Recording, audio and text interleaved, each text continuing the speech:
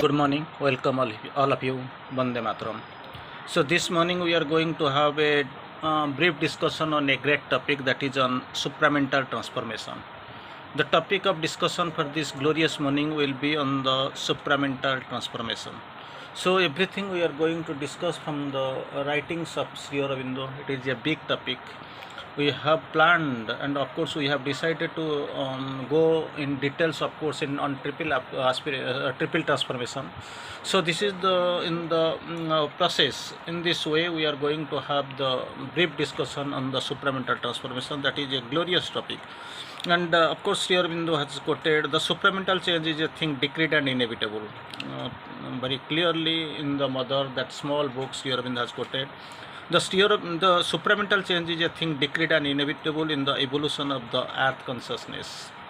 So mind is not its last summit.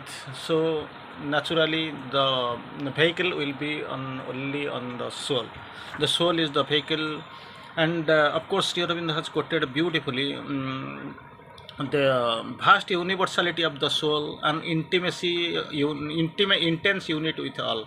Two things Sri Aurobindo has quoted initially: a vast universality of the soul, that is the first condition. Second, an intense unity with all is the base and the fixed condition of the supramental consciousness and the spiritual life. Then Sri Aurobindo quotes about this supramental yoga, which is at once an ascent towards God and a descent of Godhead into the embodied mind. So while describing and discussing, of course, explaining the process of transformation, Sri Aurobindo has explained beautifully. The transformation of the body must be the condition for total transformation of the nature. The transformation of the body must be the condition for the total transformation of the nature. Of course, later we will go simultaneously. Transformation must take place. Mind, vital, and body, of course. So nothing will be, because simultaneous and harmonious transformation later will go. That is the requirement. The transformation can only be done by a force infinitely greater than the man's force. So this transformation, when we are pressing upon the supramental transformation, it is a big term. It is of course a thing to be considered and a thing to be understood in clear manner, that the transformation can be done only by a force infinitely greater than the man's force. Again, Sri Aurobindo of course quoted, nobody can transform himself by his own unaided efforts. Nobody, not at all possible.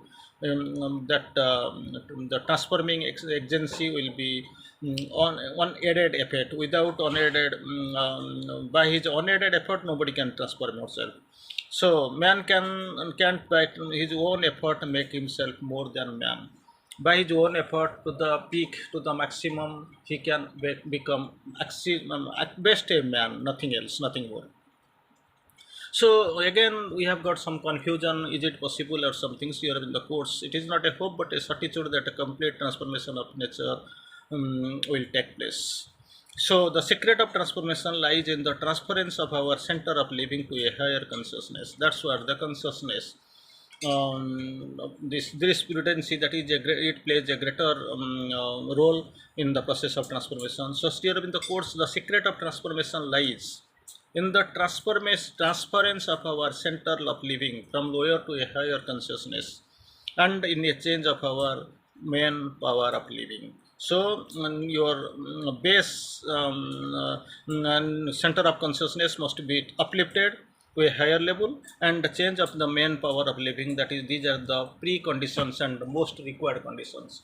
Anyway, we are going to stress upon Sri Aurobindo's writings on how the preparatory steps towards the supramental change. Sri Aurobindo quotes beautifully.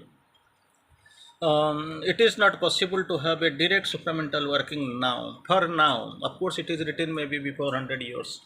But the thing is that still now we are in the just born stage. That is what the requirement, when previously where we are now, also they are itself same point almost we are standing, or it is actually we are going down and down. So it is not possible to have a direct supramental working now. The Aadhar is not yet ready. When Sri Aurobindo quoted, explained that was the point of time. Now itself almost nothing more has been changed. First, One must accept the indirect working which prepares the lower planes of the supramental chains. So that preparation must take place. Accept the indirect. So direct working, it is very difficult, not at all possible, not yet have been accomplished. So one must accept in order the in an indirect working which prepares the lower planes of the for the supramental chains. Lower parts, lower planes, it must be prepared, and one must be ready so that these lower planes for the supramental chains it must be prepared out. Again, Sri Aurobindo quotes beautifully, the gate of the supramental can be smashed open like that. Already we have known that descent of the supramental force in the playground when it took place.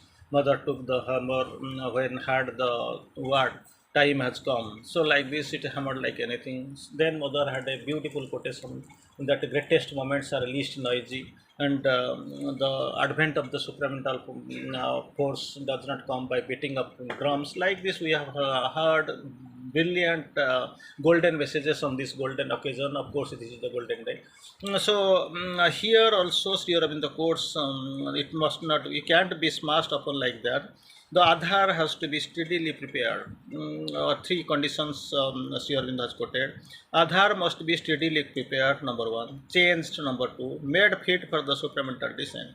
So these are the requirements already we have seen. Prepared, and the second, of course, it will be changed and steadily prepared, changed, and become fit for the supramental descent. So these are the three conditions it must be done.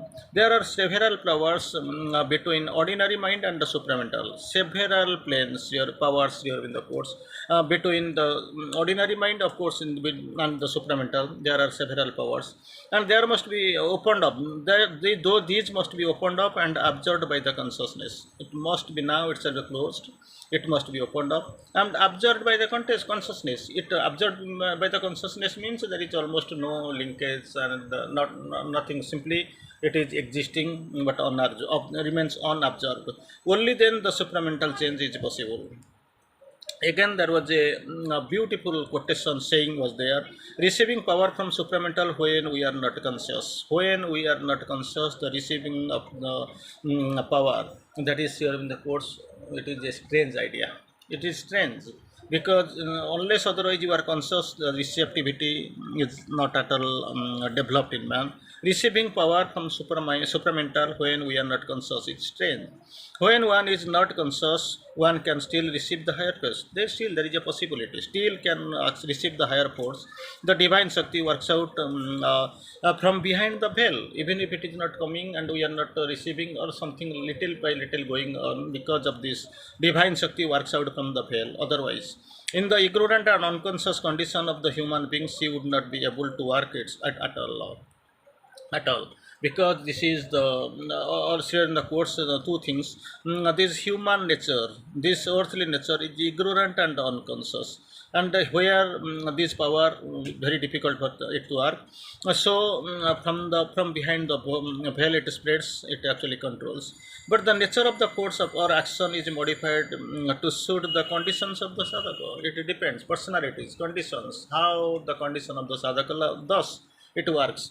One must develop a very full consciousness. One must develop a very full consciousness before one can receive anything from the direct supramental power. Already we have heard one is direct, one is indirect. Indirectly it is working. For to receive the direct supramental power, actually one must develop the full consciousness, not only consciousness, here in the course, full consciousness.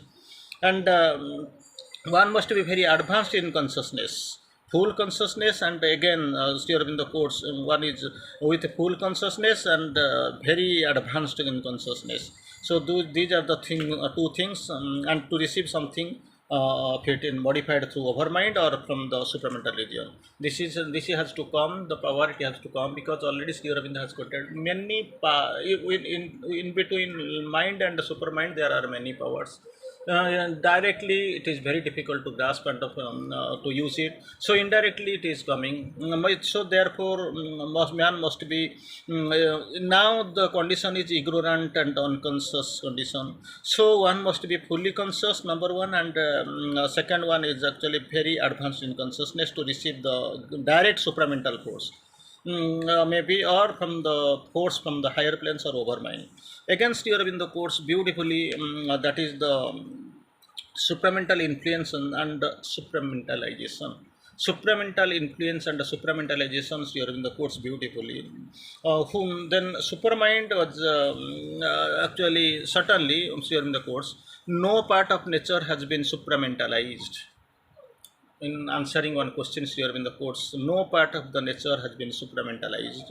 That is not possible because with it is a latter it will show this. Listen, this is a harmonious process. So supramental influence must come first. It is the criteria. Supramental influence will come first.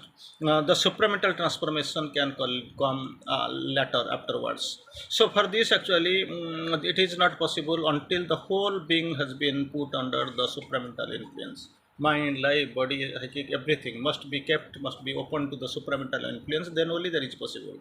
Then again, a touch or influence and the transformation. There is a big confusion between that. Once here tries to explain. A touch or influence of the supramental is not the same thing as a supramentalism. There is a touch, there is an influence, but the supramentalization is totally different. To suppose that a physical can be supramentalized before mental and vital is an absolute absurdity. So only physical will be supramentalized, bearing the living behind the mental and vital. It is not possible. Here in the course, absolute absurdity. When I said that mind and vital could not be supramentalized as long as the physical was left as it was, untouched by the supramental descent. So simultaneous process, one will be supramentalized, the rest will be like this. It is not possible simultaneously. There will be a surrendered principle, sorry, harmonious principle, harmonious unity. Against your in the course beautifully, a miracle can only be a moment's wonder. Sometimes we feel some miracle will be there and all. Miracle can be only a moment's wonder. That's what. Then Sri Aurobindo tries to explain a change according to the divine law can only endure. That is actually long lasting. That's what. But actually, if we feel that miracle can be done, it is possible. But thing is that it is very lower lasting, smaller, for a very limited period. Moments wonder. The supermind can be brought down into the mind and vital without being brought down into the physical also. So simultaneously into the three beings it has to come. One can feel the influence or get something from it. Number one, you can feel the influence, and second, get something from it. But bringing down means much more than that. It will come touch and influence, that is a different issue, but you are proceeding, you are ascending, and you are getting the touch and bringing down and helping in the of course in its working in the downgraded plane. It is totally different. The supermind is a harmonious whole. That's what I was trying to quote. It is a harmonious whole. It is not the mixture of light and ignorance, nor the mixture of light and darkness. It is the physical mind, not the supramental. Then there will be, of course, in mind a mixture of ignorance. If you think so, there is a mixture of ignorance. But then it will not be supermind there. If something else, not supermind. So with vital, maybe all that that can manifest in the mind separately is a partly supramentalized over mind, not the full, because we are in a mixing condition. There can be no conquest of the other planes of the super by the supermind, but only influence as long as the physical is not ready. Influence will be there, but entirety will be lacking. So that premature claim of possession of the supermind, sometimes we feel it is very unwise for anyone to claim prematurely to have possession of the supermind premature during the course, even if there is a test of it. The then Sri Aurobindo tries to coast absurdity, outburst of the super egoism, some radical blunder of the perception or gross fall into the wrong condition and the wrong movement. then a certain spiritual humility, a serious and unarrogant look at oneself, and quiet perception of the imperfections of one's present nature instead of false esteem and self assertion is the sense of necessity one has to exceed. Against during the course, one can enter into the supermind only at the very end of the sadhana. Very end of the sadhana, not an easy possible. It is a long time preparation. It takes time like this.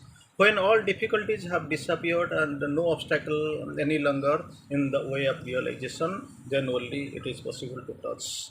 And of course, to touch the this thing, the supramental level.